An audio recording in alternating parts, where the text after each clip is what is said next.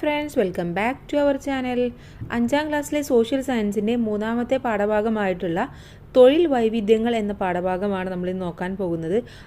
3ാമത്തെ യൂണിറ്റാണ്. അപ്പോൾ 1ാമത്തെ യൂണിറ്റും 2ാമത്തെ യൂണിറ്റും നമ്മൾ ഓൾറെഡി അപ്ലോഡ് ചെയ്തിട്ടുണ്ട്. അതിൻ്റെ എല്ലാ ആക്ടിവിറ്റീസും നോട്ട്സും എല്ലാം ചെയ്തിട്ടുണ്ട്. അപ്പോൾ ആവശ്യമായിട്ടുള്ള കൂട്ടുകാർ തീർച്ചയായിട്ടും പോയി കാണണം. അപ്പോൾ നമുക്ക് നേരെ വീഡിയോയിലേക്ക് കിടക്കാം. 3ാമത്തെ യൂണിറ്റ് തൊഴിൽ വൈവിധ്യങ്ങൾ. ഓക്കെ, തൊഴിൽ എന്ന് പറഞ്ഞാൽ നമുക്കറിയാം ജോലി അല്ലേ. വൈവിധ്യങ്ങൾ, വ്യത്യസ്ത തരത്തിലുള്ള ജോലികളെ കുറിച്ചിട്ടാണ് നമ്മൾ പറയുന്നത്. നമുക്കറിയാം നമ്മുടെ വീട്ടിലും ഒരുപാട് ആളുകളുണ്ടായിരിക്കും. അപ്പോൾ അവരെല്ലാം പോകുന്നത് വ്യത്യസ്ത തരത്തിലുള്ള അല്ലെങ്കിൽ വ്യത്യസ്ത രീതിയിലുള്ള തൊഴിലിനാണ്. എല്ലാവരും പോകുന്നത് സെയിം തൊഴിലിനാണോ? അല്ല, പലതരം തൊഴിലുകൾ നമുക്ക് അവൈലബിൾ ആണ്. അപ്പോൾ നമുക്ക് എന്തൊക്കെയാണ് തൊഴിലിനെ കുറിച്ചിട്ട് ഇവിടെ പറയുന്നത് എന്ന് നോക്കാം. അപ്പോൾ ഇവിടെ നോക്കൂ, ദിവസേന വീട്ടിലെ പൂന്തോട്ടം കൃത്യതയോടെ നനയ്ക്കുന്നതിന് കീർത്തിക്ക് അച്ഛനും അമ്മയും മിഠായി സമ്മാനമായി നൽകുന്നു. അപ്പോൾ ഇവിടെ നമ്മുടെ കീർത്തി ചെയ്യുന്നത് എന്താണ്? ദിവസവും പൂന്തോട്ടം നനയ്ക്കുക എന്നുള്ള തൊഴിലാണ്. അപ്പോൾ അതിന് കീർത്തിയുടെ അച്ഛനും അമ്മയും അവൾക്ക് മിഠായി സമ്മാനമായി നൽകുകയും ചെയ്യുന്നു.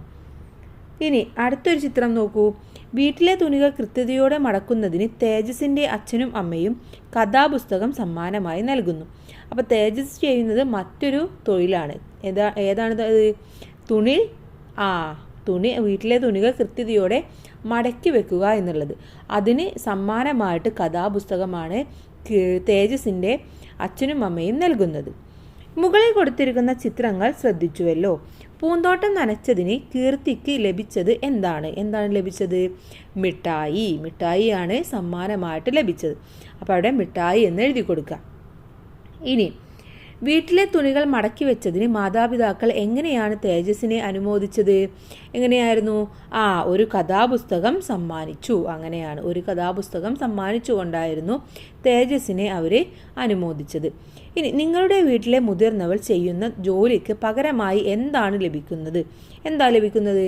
നമ്മുടെ വീട്ടിലെ മുതിർന്നവർ ജോലിക്ക് പോകുമ്പോൾ അവർക്ക് അതിനുള്ള ഇത് കിട്ടും അല്ലേ. അപ്പോൾ ഓരോ ജോലിക്ക് പോകുമ്പോഴും അതിനുള്ള പൈസ കൂലിയായിട്ട് കൊടുക്കാറുണ്ട്. അപ്പോൾ അതിനെയാണ് നമ്മൾ വരുമാനം എന്ന് പറയുന്നത്. അപ്പോൾ നിങ്ങളുടെ വീട്ടിലെ മുതിർന്നവർ ചെയ്യുന്ന ജോലിക്ക് പകരമായി എന്താണ് ലഭിക്കുന്നത് എന്ന് ചോദിച്ചാൽ നമ്മൾ വരുമാനം എന്നാണ് എഴുതേണ്ടത്. ഓക്കെ, വരുമാനം. അല്ലെങ്കിൽ ഓരോന്നിനും കൂലിയായിരിക്കും, ചിലവർക്ക് സാലറി ആയിരിക്കും, പല പേരിൽ അത് അറിയപ്പെടുന്നു എന്ന് മാത്രം. പക്ഷേ അതെല്ലാം വരുമാനമാണ്. ഇനി വരുമാനം എന്താണ്? ഇനി വരുമാനം എന്നാണ് നമ്മൾ പഠിക്കാൻ പോകുന്നത്. ചിത്രങ്ങൾ നിരീക്ഷിക്കൂ. ഇവിടെ എന്താണ്? ആദ്യത്തേത് ഒരു അധ്യാപിക അല്ലേ, ക്ലാസ് എടുക്കുകയാണ്. അപ്പോൾ അവിടെ അധ്യാപനം എന്ന തൊഴിലാണ് അവിടെ നമുക്ക് കാണാൻ കഴിയുന്നത്. രണ്ടാമത് ഒരു പച്ചക്കറി വിൽക്കുകയാണ് അല്ലേ. അപ്പോൾ അവിടെ എന്താണ്? വിൽപ്പനയാണ് കാണാൻ കഴിയുന്നത്, അഥവാ കച്ചവടമാണ് അവിടെ നടക്കുന്നത്. മൂന്നാമത്തേത് നോക്കൂ, ക്യാരംസ് കളിക്കുകയാണ്. നാലാമത്തേത് ഡോക്ടറും നഴ്സും കൂടെ രോഗിയെ നോക്കുന്നതാണ്.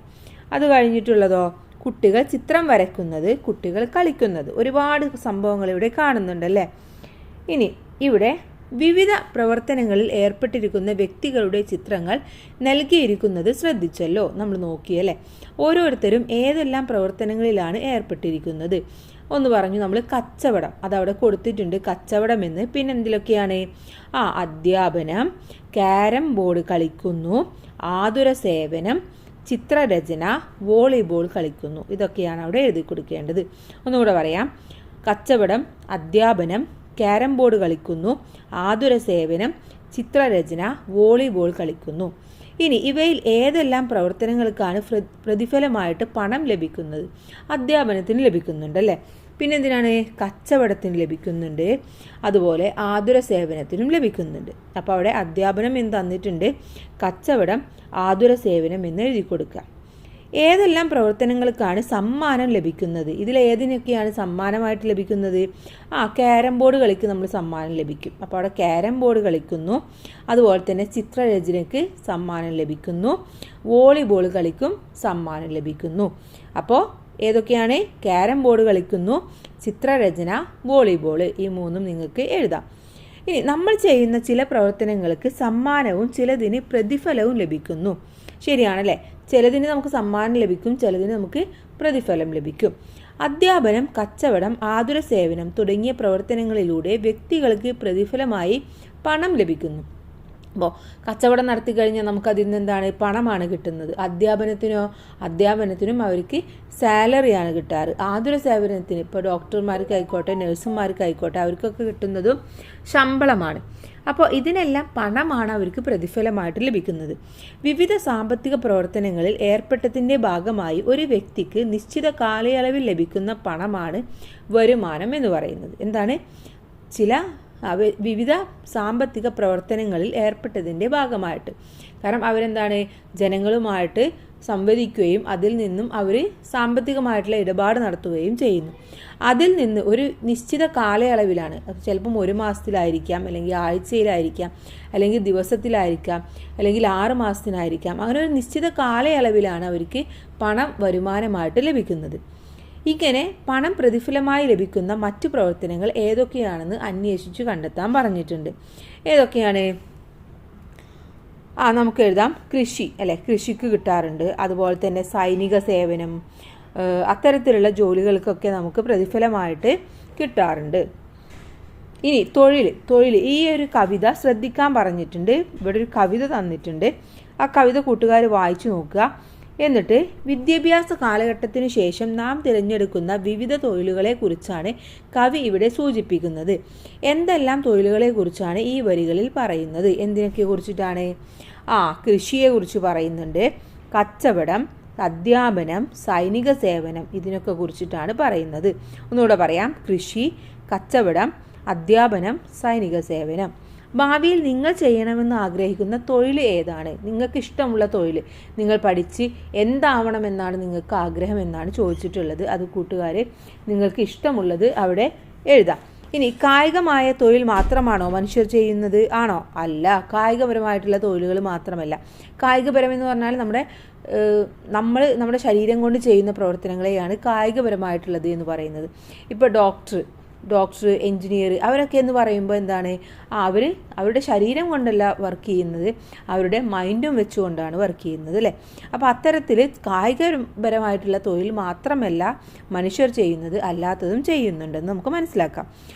ഇനി വരുമാനത്തിനായി ഒരു വ്യക്തി കായികമായോ ഭൗതികമായോ ചെയ്യുന്ന പ്രവർത്തനമാണ് തൊഴിലെന്ന് പറയുന്നത്. തൊഴിലിന് പ്രതിഫലം കൂലിയായോ ശമ്പളമായോ ലഭിക്കുന്നു. ഒന്നുകിൽ കൂലിയായിട്ടായിരിക്കും, അല്ലെങ്കിൽ ശമ്പളമായിട്ടായിരിക്കും. അത് വ്യത്യസ്ത പേരുകളാണെന്ന് മാത്രം. വ്യക്തികളുടെ പ്രധാന വരുമാന മാർഗമാണ് തൊഴിലെടുത്താൽ മാത്രമേ അവർക്ക് വരുമാനം ലഭിക്കുകയുള്ളൂ. അല്ല എന്നുണ്ടെങ്കിൽ വരുമാനം ലഭിക്കുമോ? ഇല്ല.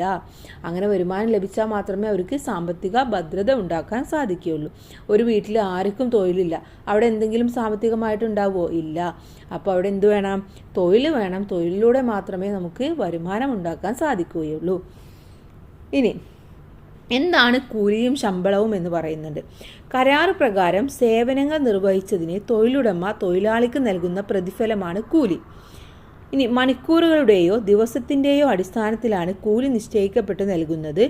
എന്നാൽ പ്രതിമാസ അടിസ്ഥാനത്തിൽ ജീവനക്കാർ നിർവഹിക്കുന്ന ജോലിക്ക് തൊഴിലുടമ നൽകുന്ന പ്രതിഫലമാണ് ശമ്പളം. ഓക്കെ, അപ്പം ഇപ്പോൾ ഈ ഡോക്ടർമാരും അവർക്കൊക്കെ കിട്ടുന്നത് ശമ്പളമാണ്. പക്ഷേ ഒരു സാധാരണ പണിക്ക് പോകുന്ന ഒരാൾക്ക് കിട്ടുന്നത്, ആ സേവനത്തിന് കിട്ടുന്നത് കൂലിയാണ്. കാരണം അത് അധികവും ദിവസവേതടിസ്ഥാനത്തിലായിരിക്കും. ഇനി നിങ്ങളുടെ വീട്ടിൽ ആരൊക്കെയാണ് വരുമാനം ലഭിക്കുന്ന പ്രവർത്തനങ്ങളിൽ ഏർപ്പെടുന്നത്? അപ്പോൾ നിങ്ങളുടെ വീട്ടിൽ എത്ര ആളുകളുണ്ടോ അവർ ആരൊക്കെയാണ് ജോലിക്ക് പോകുന്നത് എന്ന് നിങ്ങൾ എഴുതുക. ചിലപ്പം അച്ഛനും അമ്മയും ചേച്ചിയും ഒക്കെ പോകുന്നുണ്ടാവും, അല്ലെങ്കിൽ ചേട്ടൻ പോകുന്നുണ്ടാവും. അപ്പോൾ ആരൊക്കെയാണെന്ന് നിങ്ങളിന്ന് എഴുതി കൊടുക്കുക. ഇനി നിങ്ങളുടെ കുടുംബാംഗങ്ങളുടെ തൊഴിലുകൾ പട്ടികപ്പെടുത്താൻ പറഞ്ഞിട്ടുണ്ട്. അപ്പോൾ നിങ്ങൾ അച്ഛൻ എന്താണ് തൊഴിൽ അത് എഴുതുക, അമ്മയ്ക്ക് എന്താണ്, ചേച്ചിക്ക് എന്താണ്, ചേട്ടൻ എന്താണ്, വീട്ടിൽ ആരൊക്കെയുണ്ടോ അവരുടെ പേരെഴുതിയിട്ട് നിങ്ങൾ അവരുടെ ജോലിയും എഴുതി ചേർക്കുക. ഇനി വരുമാന സ്രോതസ്സുകളെ കുറിച്ച് പറയുന്നുണ്ട്. നമുക്ക് ചുറ്റുമുള്ള ആളുകൾ വരുമാനം നേടുന്നത് വിവിധ തരം തൊഴിലുകളിലൂടെയാണല്ലോ. നമ്മൾ പറഞ്ഞു അല്ലേ, ഓരോരുത്തരും ചെയ്യുന്നത് വ്യത്യസ്ത തരത്തിലുള്ള ജോലികളാണ്.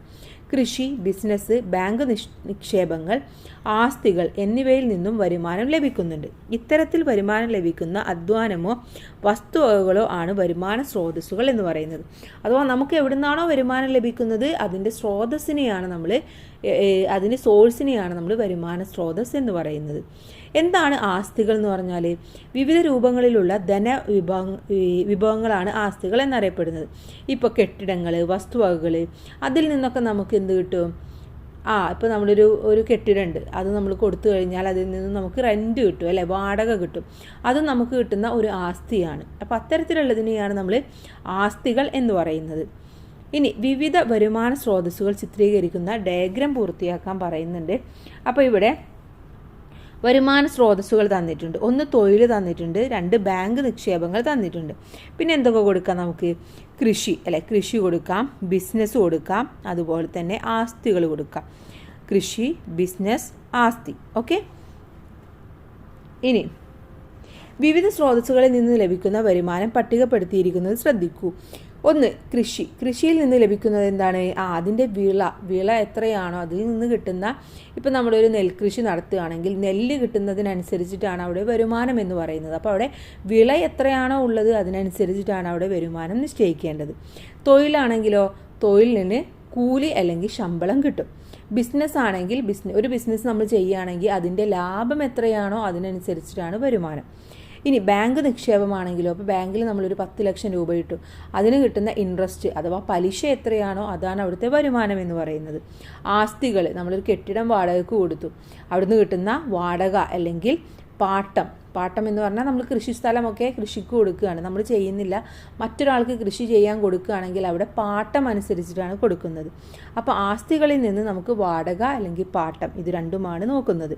ഓഹരി നിക്ഷേപങ്ങളിൽ നമ്മൾ ലാഭവിഹിതമാണ് നോക്കുന്നത്, അതാണ് അവിടുത്തെ വരുമാനം എന്ന് പറയുന്നത്. ഇനി നിങ്ങളുടെ കുടുംബത്തിലെ വിവിധ വരുമാന സ്രോതസ്സുകളെക്കുറിച്ച് ക്ലാസ്സിൽ ചർച്ച സംഘടിപ്പിക്കാൻ പറഞ്ഞിട്ടുണ്ട്. അപ്പോൾ അത് കൂട്ടുകാർ നിങ്ങളുടെ ക്ലാസ്സിൽ ഗ്രൂപ്പായിരുന്നിട്ട് ടീച്ചറുടെ സഹായത്തോടു കൂടി ചെയ്യാം. ഇനി വ്യക്തിഗത വരുമാനവും കുടുംബ വരുമാനവും.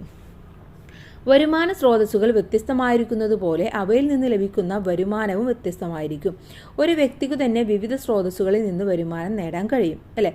ഒരു വ്യക്തി ഇപ്പോൾ ഒരു കമ്പനിയിൽ പോകുന്നുണ്ട്, ആ കമ്പനിയിൽ നിന്ന് കിട്ടുന്ന വരുമാനം ഉണ്ടായിരിക്കും. ആ വ്യക്തിക്ക് കുറച്ച് കെട്ടിടങ്ങളുണ്ട്, അത് വാടകയ്ക്ക് കൊടുത്തു കഴിഞ്ഞാൽ അവിടെ വാടകയും കിട്ടും.